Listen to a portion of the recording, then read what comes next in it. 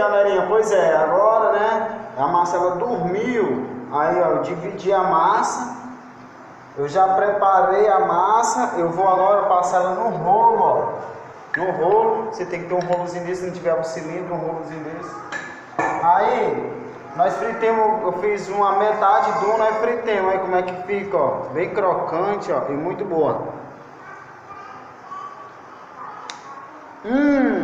Pronto. Um molhozinho, ó. Muito bom. Você também pode fazer de salsicha, ó. Dá uma olhadinha. Muito bom.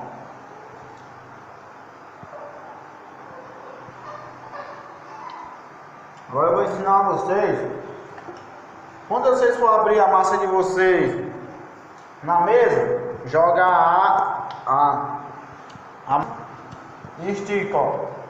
Atenção, ó. Entendeu? Sempre esticando a massa.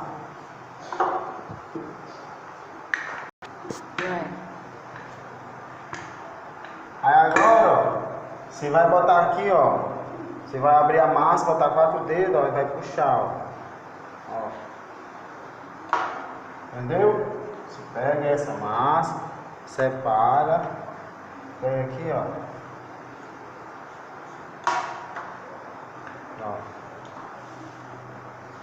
Entendeu? Você pega aqui, ó. Pega esse cilindro, ó.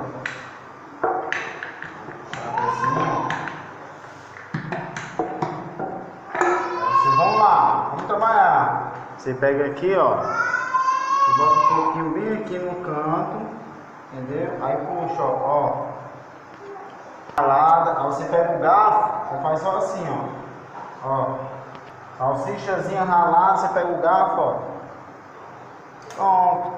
Aqui já pode ir pro forno. Aí pega outra, ó.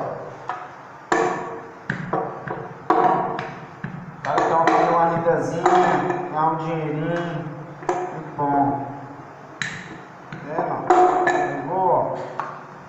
Salsichazinha ralada, ó. Bota no canto, não bota aqui no canto, bota sempre no meiozinho aqui, ó. Aí puxa, ó.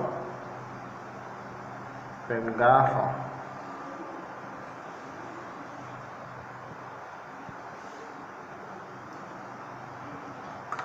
Não esqueça do orégano, passa o oréganozinho na massa. Já fizemos, né? Ó, muito bom a massa, ó.